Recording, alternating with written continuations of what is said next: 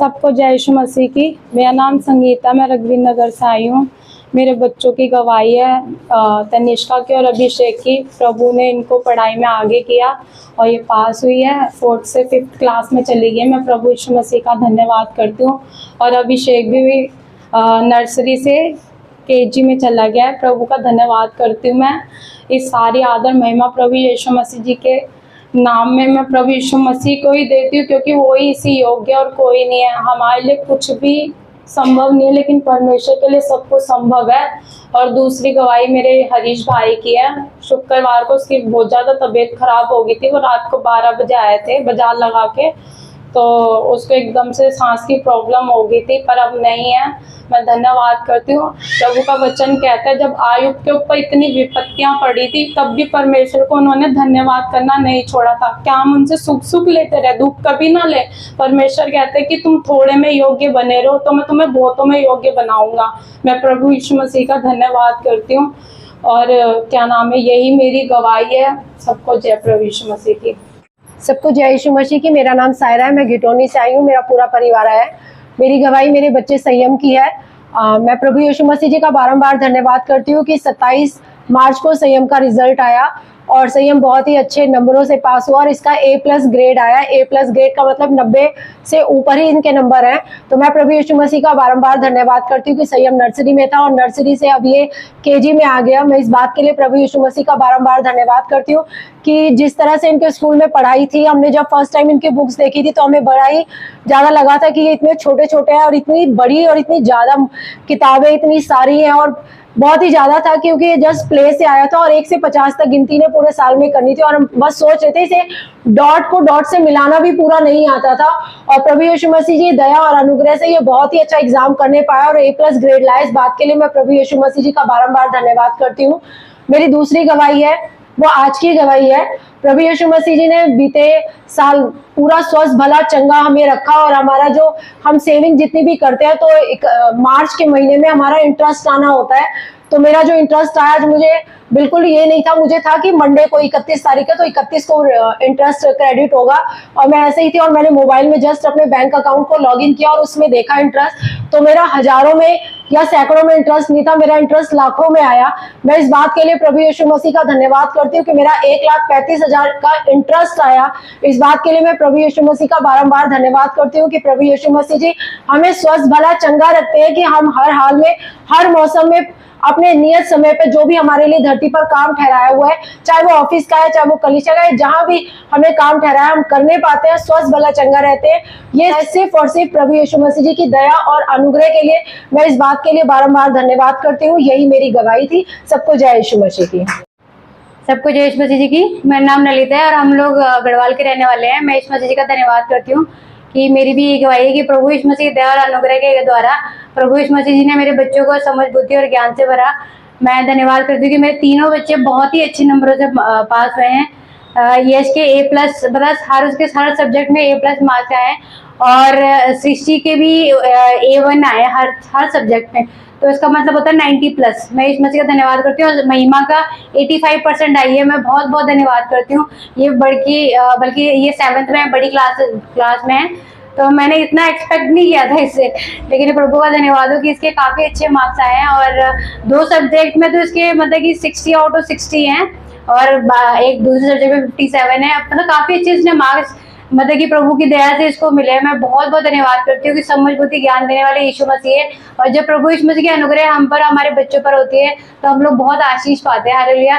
मैं सारी आदर मैं अपने यीशु मसीह जी को देती हूँ कि उन्होंने मेरे प्रभु यीशु मसीह ने उनको समझ बुद्धि ज्ञान दी और उन्होंने इतने अच्छे मार्क्स से मेरे बच्चों ने पास किया। मैं यीशु मसीह को बहुत बहुत धन्यवाद करती हूँ। सबको जय प्रभु यीशु मसीह जी की। सबको जय यीशु मसीह जी की। मेरा नाम अनिल है। मैं उत्तर प्रदेश जिला प्रतापगढ़ का रहने वाला हूँ। मैं दिल्ली ख्याला में रहता हूँ, वहाँ से आया हूँ। मेरी कल की गवाही है। मैं फैक्ट्री में काम कर रहा था, तो मैं मोल्डिंग का काम करता हूँ। ड्रिलिंग का दाना आता है, वो बहुत मतलब अगर उसमें कुछ नोजल में कुछ फंस जाता है ना, तुरंत गैस बना लेता है।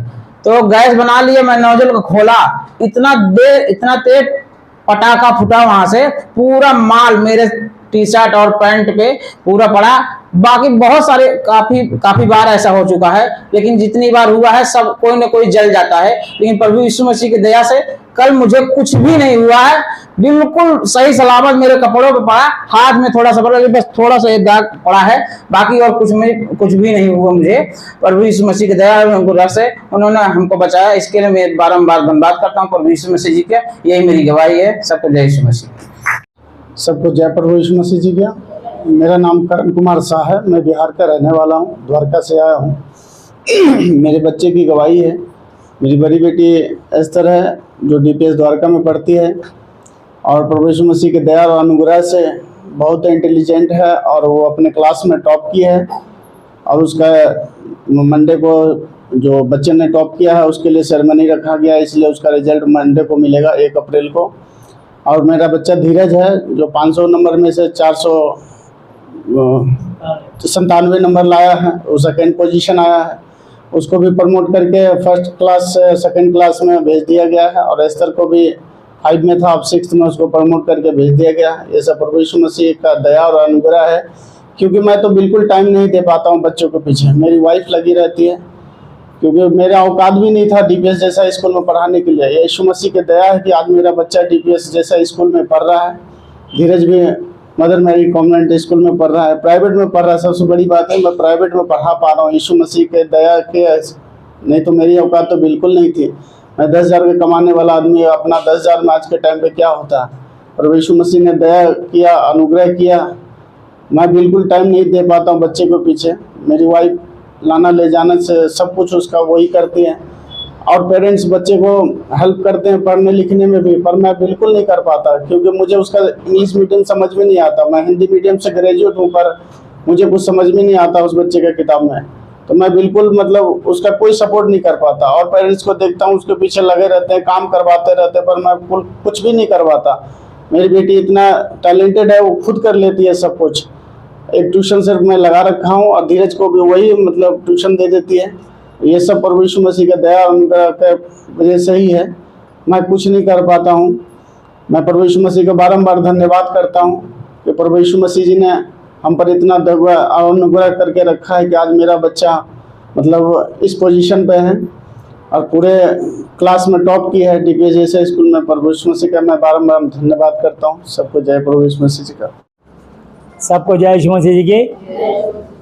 याकूब की पत्री 1 अध्याय और उसकी 1 आयत से हम पढ़ने जा रहे हैं। परमेश्वर के और प्रभु यीशु मसीह के दास, परमेश्वर यहोवा जी के और प्रभु यीशु मसीह के दास याकूब की ओर से उन 12 गोत्रों को जो तितर बितर होकर रहते हैं नमस्कार पहुंचे। हालेलुया। तो यीशु मसीह के 12 चेले थे और 12 गोत्र, इसे हर जाति के अंदर 12 गोत्र होते हैं। हे मेरे भाइयों, जब तुम नाना प्रकार की परीक्षाओं में पढ़ो तो इसको पूरे आनंद खुशी की बात समझो, ये जानकर कि तुम्हारे विश्वास के परखे जाने से धीरज उत्पन्न होता है। हालेलुया। तो आपका जब विश्वास रखते हो यीशु मसीह के वचन पे, तो शैतान आपको बड़ी खलबली मचाता है कि अब कैसे होगा, क्या होगा।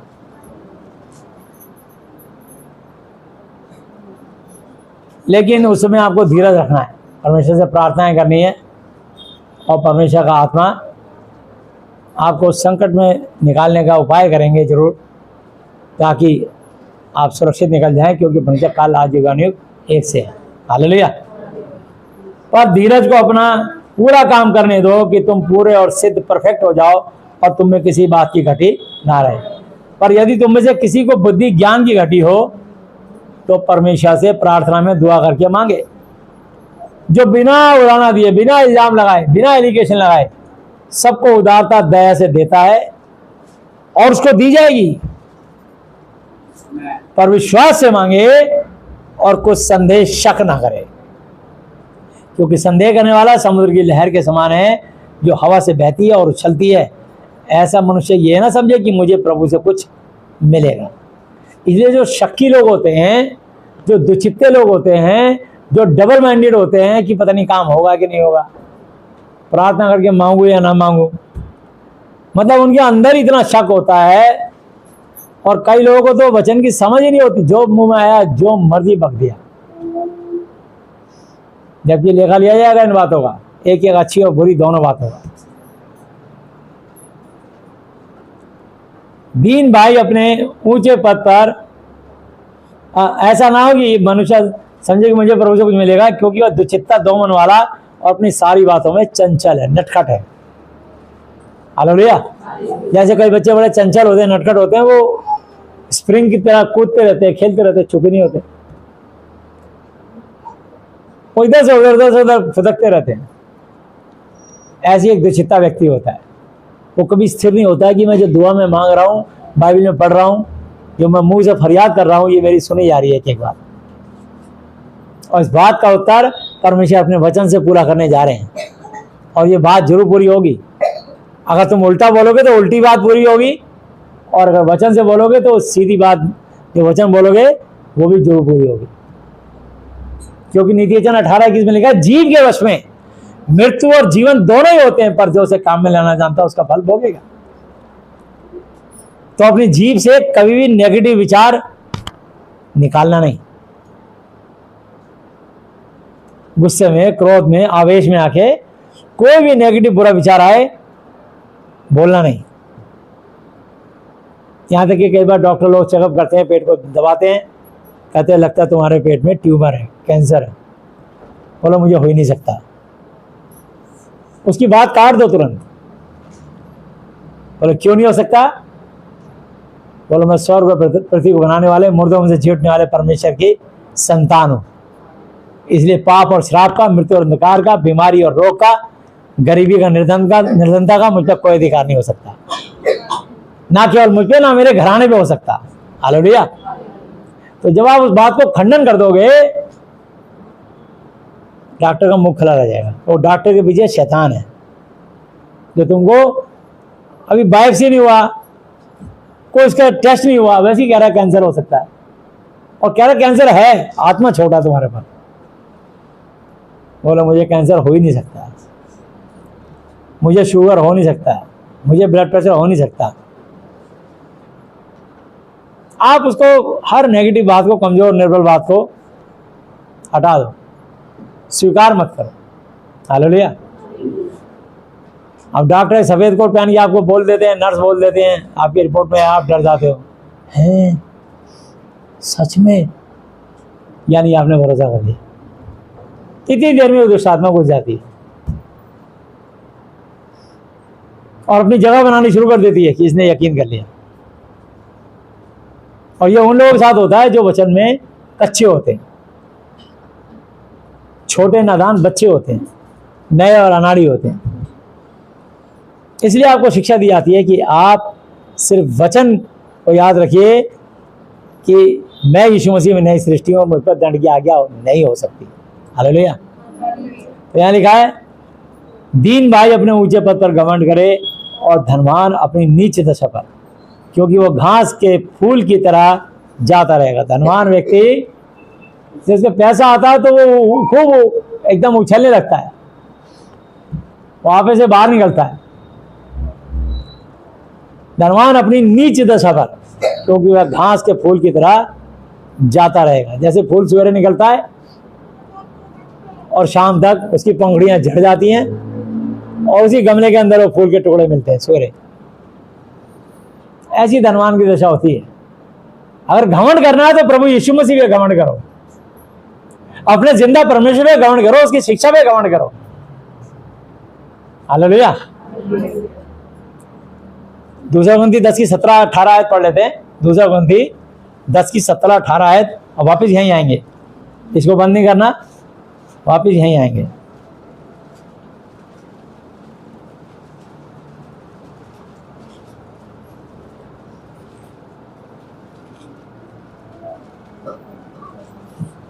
परंतु जो घमंड करे वह प्रभु यीशु मसीह पर घमंड करे, क्योंकि जो अपनी बढ़ाई, तारीफ, प्रशंसा करता वह नहीं, परंतु जिसकी बढ़ाई स्वयं प्रभु यीशु मसीह यहोवा जी करते हैं, वही ग्रहण स्वीकार किया जाता है। हालेलुया। जैसे दाऊद की बढ़ाई, यूसुफ की बढ़ाई, अय्यूब की बढ़ाई प्रभु ने करी। हालेलुया। तो दाऊद के पिता ने भी उसको तुच्छ जाना कि मेरे जो सबसे छोटा बेटा है, अरे ये तो भेड़ चराता है, इसको अकल नहीं। बाकी सब लंबे चौड़े पढ़े लिखे लड़के थे, उसको यूं ही जानता, उसका बाप भी सोचा यूं ही है तो भेड़ चराने वाला। लेकिन जब उसके सर पे तेल डाला तो सींग से उसने किया तो तेल निकलने लगा। उसने तेरा ये वाला लड़का राजा बनेगा। परमेश्वर ने घोषणा करवाई। हालेलुया। मैं आपको बताना चाहता हूं कि परमेश्वर जिसके लिए घोषणा कराते हैं वही सम्मान पाता है। हालेलुया। इसलिए यदि परमेश्वर हमारी और तुम्हारा विरोधी कौन हो सकता है। तो इसलिए अपने प्रभु पे घमंड करना, अपने पर कभी घमंड मत करना, अपने चंचल धन पे कभी घमंड मत करना। वापिस आएंगे याकूब पत्री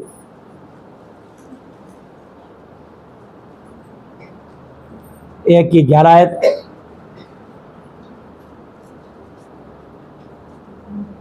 क्योंकि सूर्य उदय होते ही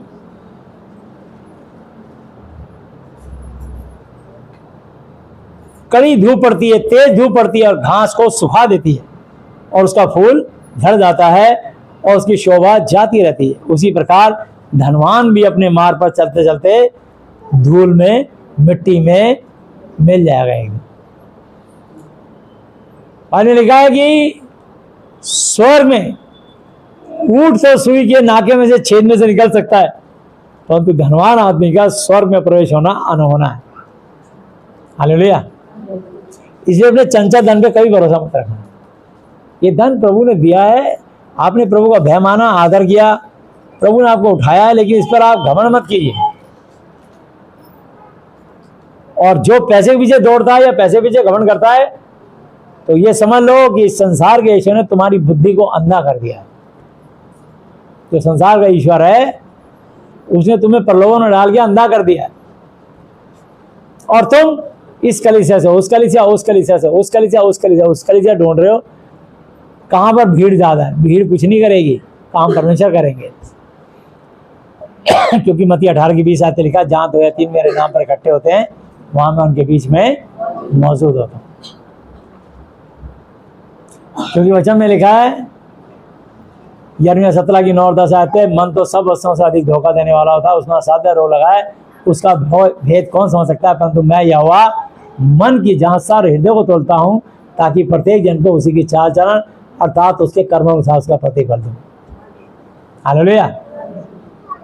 कुलसियों 3:7 आयत पे लिखा है, मनुष्य जो कुछ बोता वही तो काटेगा। जो तुम बो के आ रहे हो वो काटोगे। परमेश्वर से कुछ छुपा नहीं, जो खोला नहीं जाएगा, ऐसा कुछ ढपा नहीं जो खोला नहीं जाएगा। न्याय के दिन तो निश्चित खुलेगा, पर यहां भी खुल जाएगा।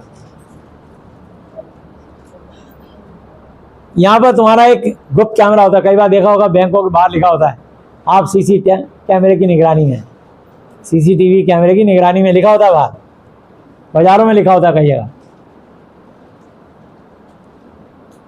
ऐसे ही आप परमेश्वर के कैमरे की निगरानी में है। परमेश्वर आपके चाल चलन, हाव भाव को देखते हैं। और वहां स्वर्ग में एक पुस्तक लिखी जा रही है और तुम्हारा उसके द्वारा न्याय होगा, मेरा न्याय होगा। जो आज हम यहाँ शिक्षा से बो रहे हैं, उससे जीवन में हमें यहाँ भी आशीष मिलती है और वहां भी आशीष मिलेगी। और जो इस वचन से अपने आप को छोटा बनाएगा वो स्वर्ग में बड़ा किया जाएगा। जो इस वचन से अपने आप को बड़ा बनाएगा वो स्वर्ग में छोटा किया जाएगा। और जो कोई इस वचन को तोड़े, मरोड़े और गलत सिखाए, वो भी स्वर्ग में छोटा कहलाया जाएगा। पर जो इस वचन के अनुसार तालीम शिक्षा देगा वो स्वर्ग में महान कहलाएगा। हालेलुया। इसे इस वचन से बाहर जाने की कोशिश मत करना। वचन में रह के ही लोगों को शिक्षा देना। तो परमेश्वर महान है, उनकी करुणा सदा की है। धन्य है वो मनुष्य जो परीक्षा में स्थिर रुका रहता है, क्योंकि वह खरा निकलकर जीवन का मुकुट पाएगा, यानी स्वर्ग में प्रवेश करेगा। हालेलुया। जीवन का मुकुट का मतलब स्वर्ग में एंट्री मिलेगी उसको। वो अनंत काल तक कभी ना मरेगा। जैसे यीशु मसीह मर के जी उठे, अमर हो गए और परमेश्वर के दाहिनी ओर स्वर्ग में बैठे हैं, ऐसे ही तुम में से बहुत सारे लोग जो सच्चाई और खराई से प्रभु का भय मान करके अपने जीवन को बदलते हैं, अपनी मुंह से शराब कठोर कुटिल बातें नहीं बोलते, वो सब स्वर्ग में जाएंगे। और जो आज भी ढीठ और कठोर और दुष्टता से जीते हैं, परवाह नहीं करते किसी बात की, जो हम बोल रहे हैं कर रहे हैं बस ठीक है, वो नरक में जाएंगे। ये ध्यान रखना, ये न्याय की पुस्तक है। इसलिए वो खरा निकलकर जीवन का मुकुट पाएगा जिसकी प्रतिज्ञा प्रभु ने अपने प्रेम करने वालों को दी है। जब किसी की परीक्षा हो तो ये ना कहे कि मेरी परीक्षा परमेश्वर की ओर से होती है, क्योंकि ना तो बुरी बातों से परमेश्वर की परीक्षा हो सकती है और ना वो किसी की परीक्षा आप स्वयं खुद करते। हालेलुया।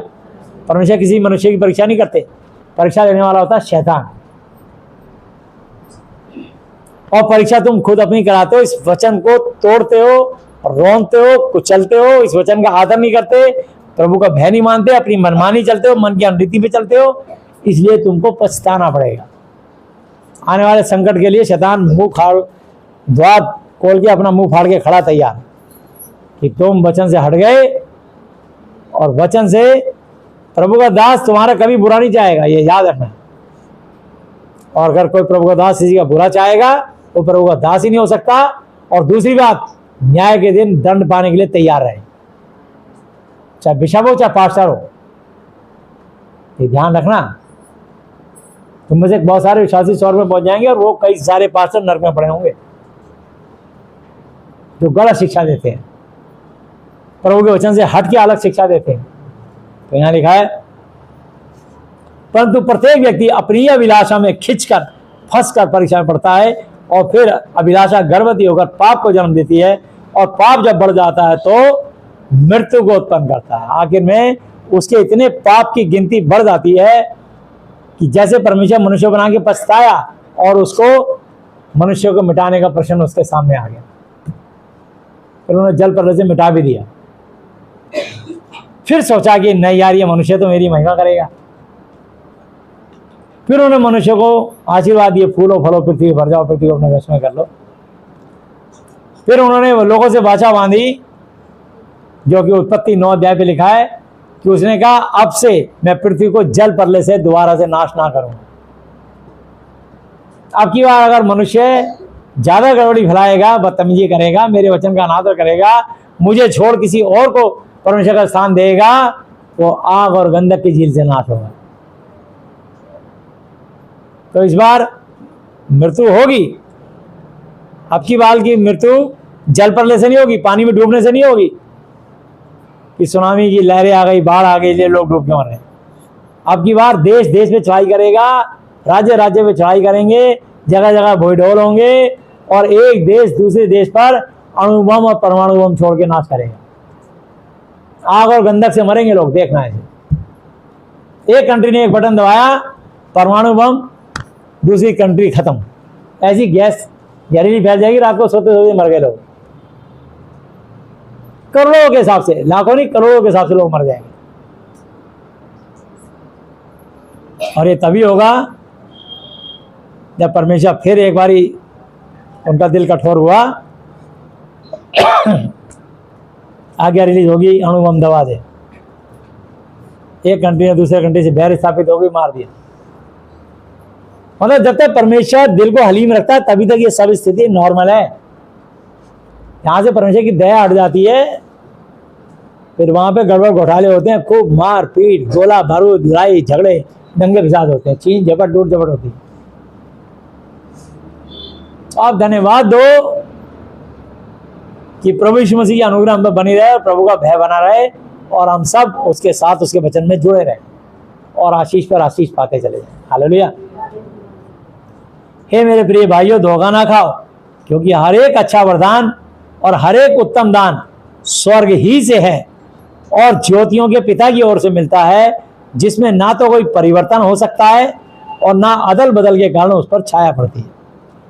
उसने अपनी ही इच्छा से हमें सत्य के वचन के द्वारा उत्पन्न पैदा किया, ताकि हम उसकी सृष्टि की हुई वस्तुओं में से एक प्रकार के प्रथम पहले फल हों।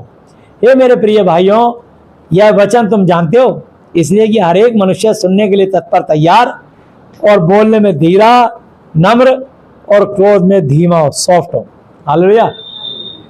क्योंकि मनुष्य का क्रोध परमेश्वर के धर्म का निर्वाह नहीं कर सकता।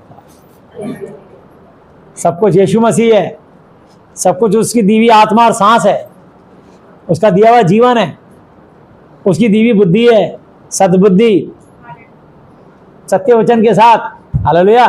तुम सत्य को जानोगे, सत्य तुम्हें स्वतंत्र करेगा, क्योंकि मार्ग सत्य जीवन मैं ही हूं। बिना मेरे द्वारा कोई पिता परमेश्वर यहोवा जी तक नहीं पहुंच सकता, और किसी दूसरे के द्वारा उद्धार मोक्ष मुक्ति नहीं, क्योंकि स्वर्ग के नीचे मनुष्य जाति में यीशु मसीह नासरी के अलावा और कोई दूसरा नाम ही नहीं दिया गया जिसके द्वारा हम कोई भी मनुष्य उद्धार पा सके, मोक्ष मुक्ति पा सके। केवल एक नाम, सिर्फ यीशु मसीह नासरी। हालेलुया। जो सब नामों में श्रेष्ठ है, जो स्वर्ग में रहते, जो पृथ्वी पर रहते, जो पृथ्वी के नीचे अधोलोक में रहते हैं, वे सब यीशु मसीह के नाम पर घुटना टेके और परमेश्वर पिता की महिमा के लिए हर एक जीव अंगीकार कर ले कि यीशु मसीह प्रभु है। तो जिसने अपना यीशु मसीह को व्यक्तिगत प्रभु मान लिया, उसका जीवन सफल हो गया, बस समझ लो। हालेलुया। उसकी आज्ञा के बाहर जाके तुम कुछ नहीं कर पाओगे। मैं दाखला था तुम डाली मुझसे लोगों, तुम कुछ भी नहीं कर सकते, कर ही नहीं सकते, करके देखना, कर ही नहीं पाओगे। तो इसलिए सारी मलिनता, सारी गंदगी, सारे बुरे विचार, बैर भाव, दुश्मनी को, बढ़ोतरी को दूर करके उस वचन को, उस शिक्षा को मोहब्बत से, प्रेम से, नम्रता से ग्रहण स्वीकार कर लो, जो तुम्हारे दिल और दिमाग में बोया गया और तुम्हारी आत्मा का उद्धार कर सकता है। हालेलुया। परंतु वचन पर चलने वाले बनो, केवल सुनने वाले ही नहीं जो अपने आप को धोखा देते हैं, क्योंकि जो कोई वचन का सुनने वाला हो और उस पर चलने वाला ना हो, तो वह उस मनुष्य के समान है जो अपना स्वाभाविक मुंह दर्पण में देखता है। जैसे सवेरे सो के उठते हो ना आप, तो सबसे पहले अपना वॉशरूम जाते हो और आईने में अपना मुंह देखते हो, कितना सुंदर होता है, यहाँ से थूक लग रहा होता है, आंखें ऐसी होती है उल्लू की तरह। तब 2-4 छींटे मारते हो तब थोड़ी सी नरमाहट आती है। बाल बिगड़े टिगड़े होते हैं सब, फिर कंगा मारते हो तो सेट होते हैं। धीरे धीरे मतलब तुम्हारा चेहरा सही होता है, लेकिन सोने के बाद कैसे जाते हो पता ही नहीं, कौन कितने खर्राटे ले रहा है, तेज आवाज में, हल्की आवाज में, बस सो रहे हैं ऐसे। तो आईना आपको दिखाता है कि देख तेरा असली चेहरा ये है। फिर उसको आप चेकअप, मेकअप, टेकअप करके बाहर निकलते हैं। तो इसी प्रकार, इसलिए कि वह अपने आप को देखकर चला जाता है और तुरंत बोल जाता है कि मैं कैसा था। तो इंसान जब अपने घर से एक बार ही आईने में सच सूझ के निकलता है, बिल्कुल सही होता है। लेकिन जब आंधी चलती है, हवा चलती है, कभी मांग इधर चली जाती है, कभी उधर चली जाती है, कभी बाल में मट्टी फंस जाती है, कभी पत्ते फंस जाते हैं, वो तो दोबारा शीशे में जाओगे तभी पता लगेगा।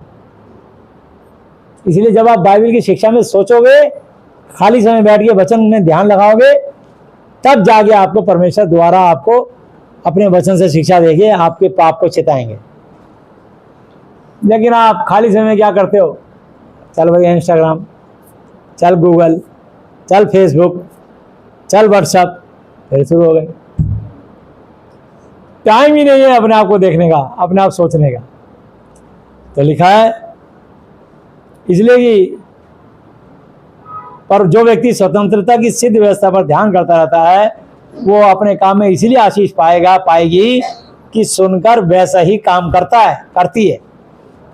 यदि कोई अपने आप को प्रभु यीशु मसीह का भक्त समझे और अपनी जीभ पर लगाम ना दे, पर अपने हृदय को धोखा दे, तो उसकी भक्ति व्यर्थ है। तो इसलिए परमेश्वर चाहते हैं कि हम अपनी जबान पे ताला लगाएं और जीभ से कोई कुटिल, कठोर बात, श्राप, बुरी बात, निंदा, चुगली ये सब ना करें। क्योंकि कुचिंता, हत्या, परस्त्रीगण, व्यभिचार, निंदा, चोरी, झूठी गवाही, यही है जो मनुष्य को अशुद्ध करती है। तो इसलिए बहुत सारे लोग बीमार इसलिए पड़ते हैं कि बस मौका मिलते हैं निंदा शुरू। अब चाहे लोग गर्मी में, सर्दी में बैठ गए संतरे खा रहे हो, या मूंगफली खा रहे हो, या 4 बजे लेकर धूप सेक रहे हो, ऊन सिलाई में स्वेटर बुन रही हैं औरतें, एक दूसरे की बुराई शुरू। इधर फंदे और उधर अपने लिए भी फंदे। तो कहते ये जब आप बुराई करते हो कि उसके घर में रात को पुलिस आई थी, उसके ऐसे घर में ये हुआ था, उसके पति ने उसको मारा, एक तुम बुराई करते हो इससे तुम्हारा शरीर अशुद्ध होता है। मत्ती की पुस्तक 15 की 19-20 आयत पे लिखा है। 16 आयत से 20 आयत तक जब आप पढ़ोगे तो आपको इसका जवाब मिलेगा। तो बहुत सारे लोगों को अपनी बीमारी का पता ही नहीं है, वो पूरी बॉडी का चेकअप कराते हैं और कुछ ना कुछ निकल जाता है उसमें। तेरा बीपी डाउन है, तेरे को थायराइड है, तेरे को शुगर है, तेरे को ब्लड शुगर है, तेरे को कुछ ना कुछ बता देंगे तुम्हारे को, तभी तो उनकी कमाई होगी। तुम उसका उपचार शुरू करते हो, पर मैं आपको बताता हूं कि आप अपना उपचार कैसे करें जिससे कि आप हेल्दी रहें। हालेलुया। हमारे परमेश्वर पिता के निकट शुद्ध और निर्मल भक्ति यह है कि अनाथों और विधवाओं के कलेश में उनकी सुधि लें, उनका ध्यान करें और अपने आप को संसार से निष्कलंक रखें। हालेलुया। तो जो बच्चे अनाथ हैं उनकी सेवा करो, कोई विधवा है तो उसकी मदद करो। तो कहना यह है कि इसमें ध्यान रखें कि कहीं वो भटक ना जाए, बहन बहन को समझाए, भाई भाई को समझाए। हालेलुया। बाइबल की शिक्षा दे। तो इसलिए परमेश्वर हमें वचन से चाहते हैं कि हम याकूब की पत्री 3 अध्याय भी पढ़ते हैं। एक आयत से, हे मेरे भाइयों, तुम में से बहुत उपदेशक प्रचारक ना बने। क्यों? क्योंकि जानते हो कि हम उपदेशक और भी ज्यादा दोषी गुनहगार ठहरेंगे, इसलिए कि हम सब बहुत बार चूक जाते हैं और जो कोई वचन में नहीं चूकता वही तो सिद्ध परफेक्ट मनुष्य है और सारी देह पर भी लगाम लगा सकता है। जब हम अपने वश में कंट्रोल में करने के लिए घोड़ों के मुंह में लगाम लगाते हैं तो हम उनकी सारी देह को भी फेर सकते हैं। जैसी घोड़े के मुंह में लगाम डली और उसकी आंखों पर एक ढक्कन लगा देते हैं ताकि वो दुनिया नहीं देखेगा, अब तुम्हारे इशारे पे चलेगा। हम तेरे को एड़ी मारेंगे तो तेज दौड़ना है, खींच देंगे लगाम तो रुक जाना है, इधर को करेंगे तो दाएं मुड़ना है, इधर को करेंगे तो बाएं मुड़ना है। हमारे हाथ में कंट्रोल है। घोड़े अब तू हमारे तेरी कमर पे काठी बांध दी हमने, उस पर बैठेंगे, हम सवारी करेंगे। घोड़ा मजबूर है, वो तुम्हारे कंट्रोल में है। इसी प्रकार परमेश्वर चाहता है कि तुम अपने पूरे शरीर को शैतान के चंगुल से छुड़ा सकते हो, उसको परास्त कर सकते हो बाइबल के वचन में रह करके, बाइबल की शिक्षा पर चल करके। हालेलुया। तो आगे लिखा है, देखो जहाज भी यद्यपि ऐसे बड़े बड़े होते हैं, प्रचंड वायु से तेज हवा से चलाए जाते हैं, तो भी एक छोटी सी पतवार चप्पू के द्वारा माझी की इच्छा के अनुसार घुमाए जाते हैं। वैसे जीभ भी एक छोटा सा अंग है और बड़ी बड़ी डींगे मारती है। देखो थोड़ी सी आग से कितने बड़े वन में, जंगल में आग लग जाती है। हालेलुया। एक माचिस की तीली 50 तीली होती है उसमें। गांव में एक झुग्गी में आग लगा दो, भूसे की झुग्गियां होती है, सारा गांव जल के खत्म हो जाएगा। कोई सूखा जंगल हो, सूखे जंगल में आग लगा दो, पूरा जंगल जल जाएगा। होता नहीं होता? ऐसे ही बाइबल में लिखा है, वैसे हमारे शरीर में एक जीव है, एक छोटी सी माचिस की तीली। हर तीली के अंदर आग है, दिखाई नहीं देती। माचिस खोल के देखो, उसमें आग है पर दिखाई नहीं देती। जैसे ही घर्षण करोगे खट से आग जल जाएगी। इसी प्रकार जैसे तुम अपनी जीभ से किसी की निंदा चुगली बुराई करते हो या तुम कुटिल कठोर बातें श्राप देते हो, उसी प्रकार तुम्हारे घर में भी श्राप आने शुरू हो जाते हैं, तुम्हारे जीवन में श्राप आने शुरू हो जाते हैं, तुम्हारा जीवन नाश होना शुरू हो जाता है। कई तो अपने को श्राप दे रहे हैं, समझे ना, अपने को श्राप दे रहे हैं, अपने पति को, पत्नी को, बच्चों को श्राप दे रहे हैं, जबकि काम कर रहा होता है शैतान, लेकिन उनको वो व्यक्ति दिखाई दे रहा होता है कि ये व्यक्ति बुरा है, मेरा पति बुरा, मेरी पत्नी बुरी। ना पति बुरा ना पत्नी बुरी, शैतान बुरा है। और आप अगर परमेश्वर के हथियार बांध लोगे, परमेश्वर के वचन को लेके खड़े हो जाओगे और वचन के अनुसार चलोगे, तो शैतान तुम्हारा सामना कर ही नहीं पाएगा और वो भाग खड़ा होगा और तुम्हारे जीवन में प्रभु यीशु मसीह की दया से सुख शांति, खुशहाली, आनंद और आशीष बरकतें आएंगी। हालेलुया। वैसे जीभ भी एक छोटा सा अंग है और बड़ी बड़ी डींगे मारती है। देखो थोड़ी सी आग से कितने बड़े वन में आग लग जाती है।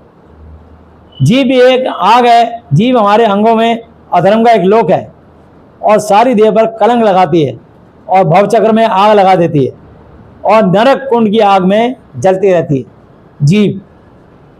क्योंकि हर प्रकार के वन, पशु, पक्षी और रेंगने वाले जंतु और जलचर तो मनुष्य जाति के वश में हो सकते हैं, बल्कि हो भी गए हैं, पर जीभ को मनुष्य में से कोई भी वश में, कंट्रोल में नहीं कर सकता। वो एक ऐसी बला जो कभी रुकती ही नहीं, वो आत्मा नाशक, जीवन नाशक जहर से भरी हुई है। हालेलुया। अभी आपने इसकी पढ़ी है 4थी आयत। देखो जहाज भी यदि ऐसे बड़े बड़े होते हैं, प्रचंड वायु से, हवा से चलते हैं जहाज, उनके पर्दे लगे होते हैं, और तो भी एक छोटी सी पतवार, चप्पू, एक माझी होता है, चप्पू लेके कश्ती की वो दिशा बदल देता है पतवार से, चप्पू से। माझी की इच्छा के द्वारा घुमाए जाते हैं। और जिधर की हवा होती है पर्दों का मुंह उधर कर देता, पर्दों पे हवा लगती है, कश्ती अपने आप ही उल्टी चली जाती है। इसलिए अगर आप अपने जीवन को शैतान के हाथों में छोड़ दोगे तो आपका जीवन शैतान के मुंह में, शैतान के कार्यों में घुसता चला जाएगा। आपकी सारी आशीषें छिन्न भिन्न होती चली जाएंगी। और यदि आपने अपनी जीभ पर ताला लगा के प्रभु के वचन से अपने आप को तोलना शुरू कर दिया, बोलना शुरू कर दिया, तो शैतान की जितनी प्लानिंग योजनाएं सब सर्वनाश हो जाएंगी। हालेलुया। ये ध्यान रखना। इसलिए जबान पर ताला लगाना जरूरी है। जबान से नेगेटिव बात, कुटिल बात, कोई निंदा चोली, गाली गलौज कतई नहीं करनी। मैंने लिखा है 7 आयत, क्योंकि हर प्रकार के वन, पशु, पक्षी, रेंगने वाले जंतु, जलचर मनुष्य जाति के वश में हो सकते हैं और हो भी गए हैं, पर जीव को मनुष्य में से कोई वश में नहीं कर सकता। वो एक ऐसी बला है जो कभी रुकती नहीं, वो आत्मा नाशक जहर से भरी हुई है। इसी से हम प्रभु और पिता की स्तुति करते हैं, यहोवा जी की, यीशु मसीह पवित्र आत्मा की महिमा करते हैं, और इसी से मनुष्यों को जो परमेश्वर के स्वरूप में उत्पन्न हुए हैं श्राप देते हैं। एक ही मुंह से धन्यवाद और श्राप दोनों निकलते हैं। ये मेरे भाइयों, ऐसा नहीं होना चाहिए। हे मेरे भाइयों, ऐसा नहीं होना चाहिए। अपनी जबान पे लगाम दीजिए। जबान से कोई कुटिल बात, कठोर बात नहीं निकलनी चाहिए। एक ही सोते के एक ही मुंह से मीठा और खारा जल दोनों निकलते हैं। हे मेरे भाइयों, क्या अंजीर के पेड़ में जैतून और या दाख की लता में अंजीर लग सकते हैं? वैसे ही खारे सोते से मीठा पानी नहीं निकल सकता। हालेलुया। इसलिए कोई ऐसा कुआं या हैंडपंप नहीं होगा कि 15 मिनट मीठा, 15 मिनट खारा पानी, एक ही टेस्ट का पानी आएगा। तो इसलिए मैं आपको बताना चाहता हूं, जब आप प्रभु के हो गए तो आपके मुंह से प्रभु के वचन ही निकलने चाहिए, जिससे सुनने वालों का अनुग्रह हो और तुम्हारे जीवन में आशीष उतरे और तुम निरोगी, चंगे और स्वस्थ रहो। हालेलुया। मत्ती की पुस्तक 15 अध्याय 16 से उसने कहा, क्या तुम भी अब तक ना समझो? क्या नहीं समझते कि जो कुछ तुम्हारे मुंह में जाता है, जो कुछ मुंह में जाता है वो पेट में पड़ता है, संडास में, टॉयलेट में निकल जाता है। और जो कुछ मुंह से निकलता है वो मन से, हृदय, दिल से निकलता है और वही मनुष्य को अशुद्ध करता है, मैला करता है, गंदा करता है, रोगी बीमार करता है। मुंह का मतलब गले से ऊपर के हिस्से से। दिमाग में गंदे विचार, आंखों में गंदे विचार, कानों से निंदा सुनना, मुंह से गालियां देना, श्राप देना। तो यानी लिखा, जो कुछ तुम्हारे मुंह से निकलता है वो मन से निकलता है और वही मनुष्य को अशुद्ध, बीमार, रोगी करता है। क्योंकि कुचिंता यानी कुविचार, पहला पाप है कुविचार। हत्या, खून करना, पराई स्त्री के साथ संबंध बनाना, परस्त्री गमन, अपनी पत्नी को छोड़ के, अपने पति को छोड़ के पराये पुरुष से संबंध बनाना। व्यभिचार, अपनी पत्नी छोड़ के किसी को बुरी नजर से ताकना, या पत्नी अपने पति को छोड़ के किसी और पुरुष को बुरी नजर से ताकना। चोरी करना, झूठी साक्षी, झूठी गवाही देना, और निंदा, बुराई, आलोचना करना मन ही से निकलती है। यही है जो मनुष्य को अशुद्ध, गंदा, मैला, बीमार, रोगी करती हैं। परंतु हाथ बिना धोए भोजन करना मनुष्य को अशुद्ध नहीं करता। तो आपको अस्पताल का मुंह नहीं देखना पड़ेगा। आपके अंदर जितनी भी अशुद्धिकरण है, अगर आपने अपनी जुबान पे ताला लगा लिया और सोच लिया कि मैंने श्राप नहीं देने, गंदी बात नहीं करनी, मैंने निंदा नहीं करनी, बस तुम्हारा शरीर स्वच्छ होना शुरू हो जाएगा। और ये नहीं कि अपनी जुबान पे ताला लगा दिया तो अपनी आंखों पे ताला नहीं लगाया, दिमाग पे भी ताला लगाना पड़ेगा, आंखों पे भी ताला लगाना, विचारों को भी पकड़ना पड़ेगा, अपने मुंह को स्वच्छ रखना पड़ेगा। यही है असली उपवास। मेन बात यह है कि अपने मुंह को शुद्ध रखना है, दिमाग में गंदे विचार नहीं रखने, कुचिंता, कोई किसी की ना हत्या करने की सुपारी लेनी कि मैंने इसका कत्ल करवाना या करना है, कुचिंता, हत्या, परस्त्रीगण में विचार, चोरी, निंदा, झूठी साक्षी गवाही, ना किसी की झूठी गवाही देनी है कि हाँ जी मैंने इसको पाप करते देखा नहीं है, ऐसी हाँ में हाँ मिला दी। किसी को फंसाना नहीं है, इसके कारण तुम्हारे पे श्राप आएंगे, उसकी हाय लगेगी, उसकी बदवा, और परमेश्वर का न्याय चालू हो जाएगा। तो पाप किया तो दंड मिलेगा आपको। तो इसलिए शुद्ध रहने का सबसे बढ़िया तरीका है, ये वचन पकड़ लीजिए, मत्ती की पुस्तक 15 की 16 से लेकर 20 आयत तक। हालेलुया। और जैसे ही आप ये पकड़ोगे तब परमेश्वर आपका उपयोग कैसे करेंगे? 1 कुरिन्थी 1 अध्याय 18 आयत से। 1 कुरिन्थी 1 अध्याय 18 आयत से, तब आप ऐसे हो जाओगे।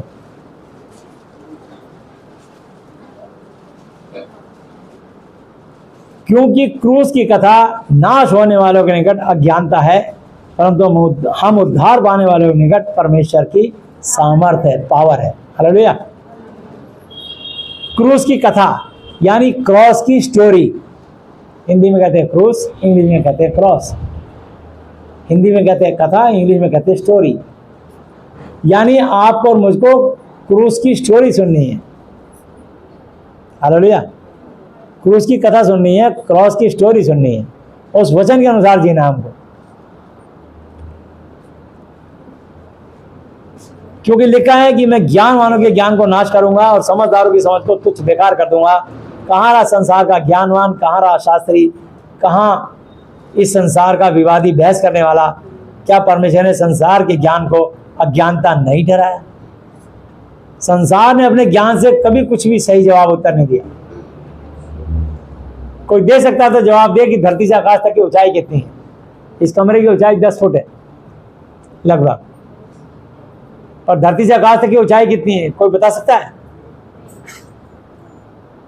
कोई वकील, इंजीनियर, डॉक्टर, वकील, जज, राष्ट्रपति, प्रधानमंत्री, कोई बता सकता है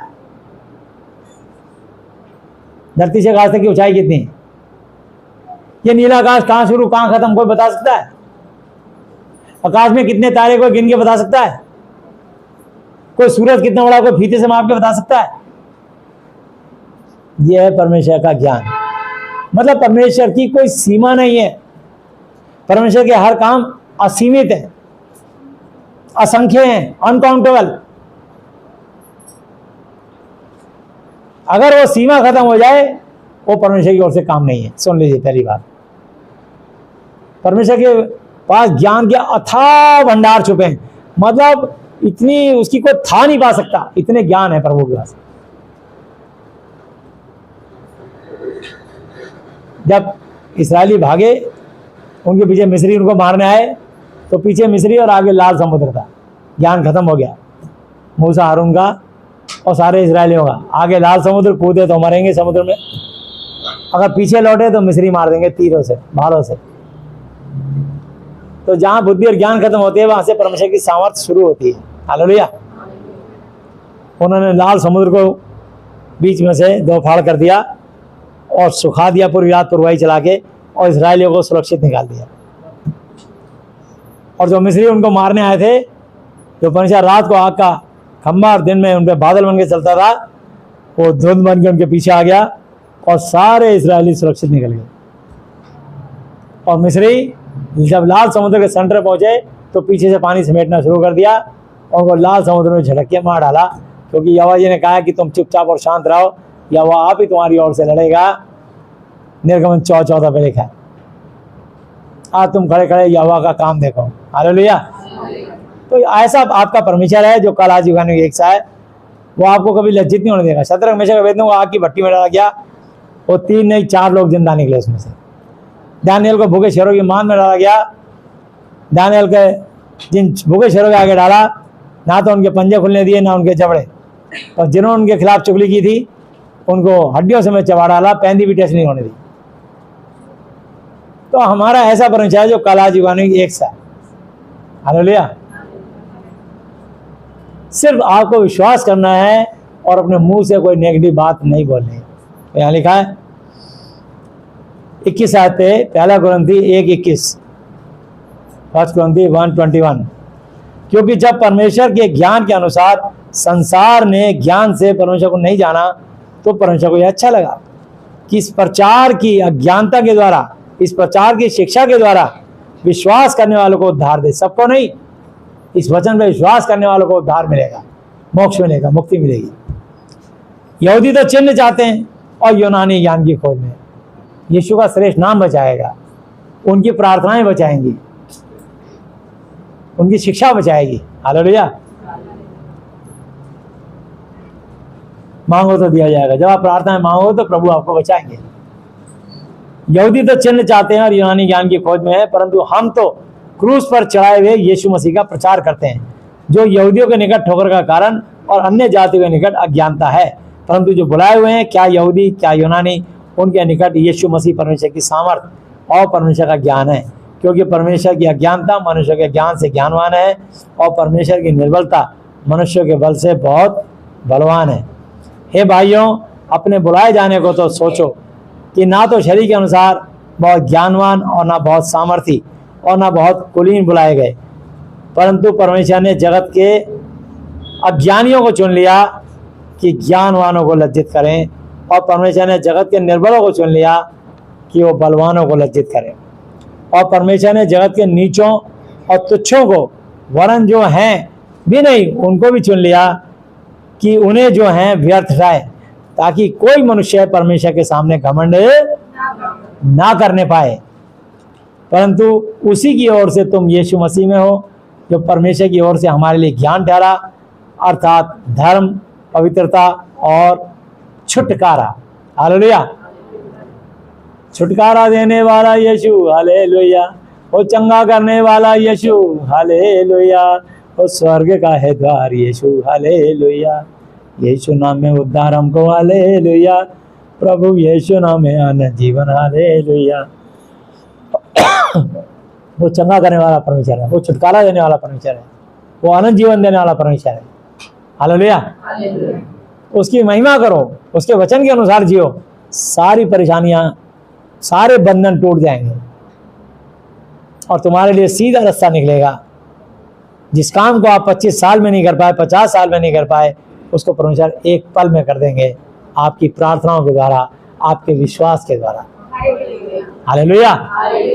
तो इसलिए अपना विश्वास इस वचन से कभी मत डगमगाने देना, विश्वास में बने रहो और प्रभु का भय मान के उसकी शिक्षा में चलते रहो, तो तुम्हें खूब आशीष मिलेगी। ना केवल तुमको, तुम्हारी 1000 जनरेशन, 1000 पीढ़ी को आशीष मिलेगी। हालेलुया। ताकि जैसा लिखा वैसा ही हो कि जो घमंड करे वह प्रभु यीशु मसीह में घमंड करे। हालेलुया। तो मैंने आपको बताया कि आपको अगर घमंड करना है तो अपने जीवित परमेश्वर पर, उनकी शिक्षा पर, उनके वचन पर घमंड करना है, क्योंकि आदि में वचन था, वचन परमेश्वर के साथ था, वचन ही परमेश्वर था, वचन ही परमेश्वर है। तो आप सिर्फ बाइबल के वचन पे घमंड करें और किसी मनुष्य पर परवाह मत करें। लोगों के बारे में सोचें, लोग हमारे लिए क्या सोचते हैं। लोग आपको इमोशनल करते हैं, भावुक करते हैं। आप इमोशन में मत आइए, अपने भविष्य को देखिए, क्योंकि परमेश्वर ने आपके लिए प्लान किया, एक नया मार्ग खोला। आप लोगों के चक्कर में उस नए मार्ग को जो प्रभु ने खोल के आशीष देने के लिए आप एक और सीढ़ी तैयार करिए, उस ब्लेसिंग को खो मत देना। हालेलुया। ये लोग, ये शैतान की चाल होती है, थोड़ी देर के लिए तुमको इमोशंस में ला करके, भावुक करके तुम्हारे को पीछे धकेलने के लिए शैतान की चाल होती है। हालेलुया। इसलिए सिर्फ बस यीशु मसीह प्रार्थना करो, क्योंकि परमेश्वर के लिए कोई काम कठिन नहीं। वो कल आज युगानी युग एक से। सिर्फ उनके वचन में विश्वास करो बस, और धन्यवाद। आगे बढ़ते चले जाओ। जो प्रभु आपको कुछ भी नहीं थे, आप एक एक पैसे के लिए मोहताज थे, प्रभु आपको आज इतना योग्य बना दिया, इस पोजीशन में ले आया आपको। हालेलुया। आप किस हाल में थे? सब मैं और आप भजन संहिता 113 निकालेंगे। भजन संहिता 113 एक आयत से उसको ले रहे हैं। यहोवा जी की स्तुति करो, हे यहोवा के दासों स्तुति करो, यहोवा के नाम की स्तुति करो। यहोवा का नाम अब से लेकर अनंत काल तक सर्वदा तक धन्य कहा जाए। उदयाचल से लेकर अस्ताचल तक, पूर्व से लेकर पश्चिम तक, उत्तर से लेकर दक्षिण तक यहोवा का नाम स्तुति, तारीफ, बड़ाई, प्रशंसा के योग्य है। यहोवा सारी जातियों के ऊपर महान है और उनकी महिमा आकाश से भी ऊंची है, आकाश से भी ऊंची है। हमारे परमेश्वर यहोवा के तुल्य कौन है?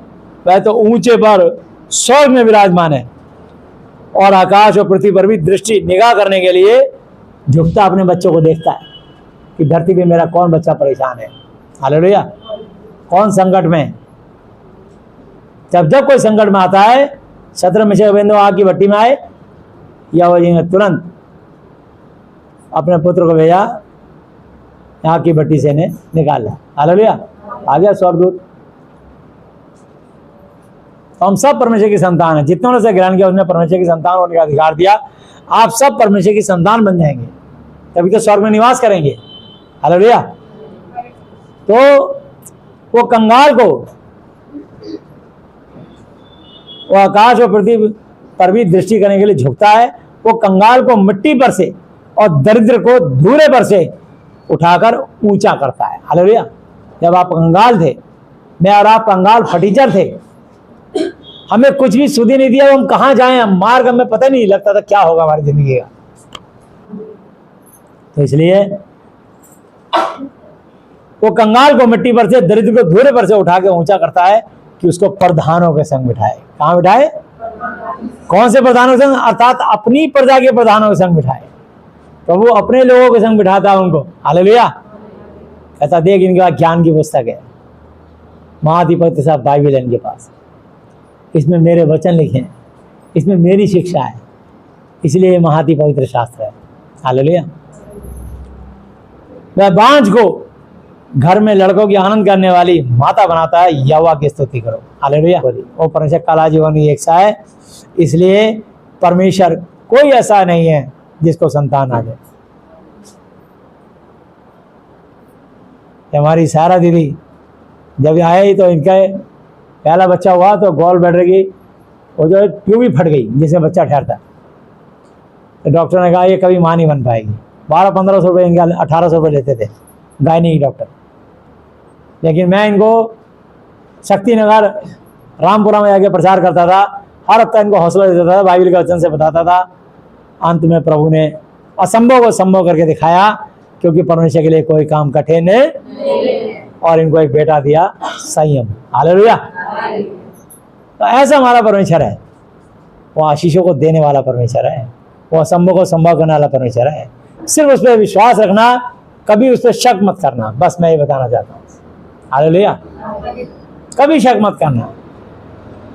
और ये परमेश्वर की दी हुई ब्लेसिंग है ये बच्चा। इसके साथ कई बार हादसे हुए। ये बच्चा एक बार दुकान की 7-8-9 सीढ़ी से ऊपर से गिर गया नीचे, सर के बल, सर के टुकड़े टुकड़े हो जाते इसके। पर प्रभु ने इसको ऐसे हाथों हाथ ले लिया, स्वर्गदूतों ने बचा लिया, कुछ चोट ही नहीं लगी।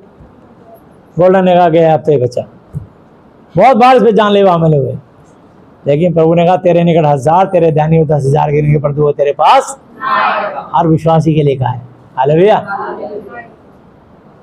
क्योंकि तू मेरी दृष्टि में अनमोल है, प्रतिष्ठित है, मैं तुझसे प्रेम रखता हूँ। हालेलुया। तो परमेश्वर आप और आपके बच्चों को नुकसान नहीं होने देंगे, चाहे कितनी भी बड़ी घटना दुर्घटना हो जाए। कोई बात नहीं, आप गलती करोगे तो न्याय के दिन परमेश्वर आपसे लेखा जरूर लेंगे, लेकिन आपके बच्चों का आपका नुकसान नहीं होने देंगे। तेरा दुर्भाग्य हो, अगर तू यीशु को मानती है तो भी तो कहेगा सौभाग्य होगा। तुम्हारा दुर्भाग्य भी सौभाग्य में बदल जाएगा, यीशु मसीह के कारण, उसकी आज्ञाकारिता में रहने के कारण। हालेलुया। घबराना नहीं, सिर्फ यीशु मसीह पे ईमान मत छोड़ना, भरोसा मत छोड़ना, यीशु मसीह को धन्यवाद देना कभी मत छोड़ना। हालेलुया। इसलिए कहा यदि तुम मुझे बने रहो, मेरा वचन तुम्हें बना, तो जो चाहो मांगो तुम्हारे लिए हो जाएगा। यूहन्ना 15:7 के। तो वह बांझ को घर में लड़कों की आनंद करने वाली माता बनाता है। यहोवा की स्तुति करो। हालेलुया। तो आप आशीषें देने वाला परमेश्वर है। एक यिर्मयाह 32 की 26-27 आयत भी पढ़ते हैं। यिर्मयाह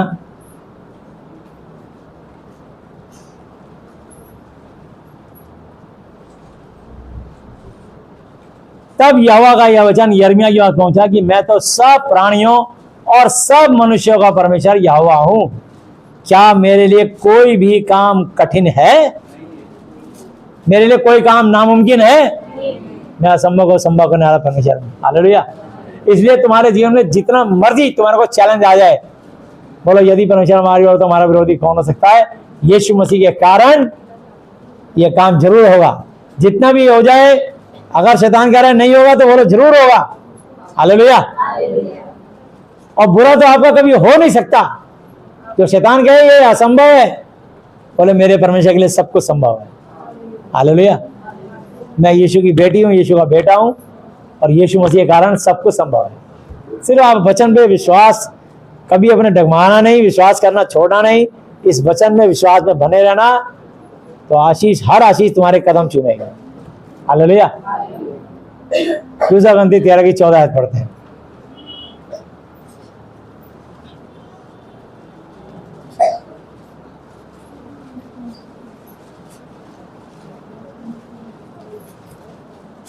प्रभु यीशु मसीह जी का अनुग्रह, परमेश्वर यहोवा जी का प्रेम और पवित्र आत्मा जी की सहभागिता तुम सबके साथ यीशु के नाम में होती रहे, बनी रहे और बिना रुके बढ़ती चली जाए, यीशु के नाम में। आमीन। हालेलुया। तो प्रभु यीशु मसीह ने अब तक के अपने जीवित वचन पर पड़े सुनाने का हमें से प्रत्येक को बता से आशीष है। आमीन। आइए हम लोग प्रार्थना में चलते हैं। हे हमारे पिता, आप जो स्वर्ग में हैं, आपका नाम पवित्र माना जाए, आपका राज्य आए, आपकी इच्छा जैसी स्वर्ग में पूरी होती है वैसे पृथ्वी पर भी हो।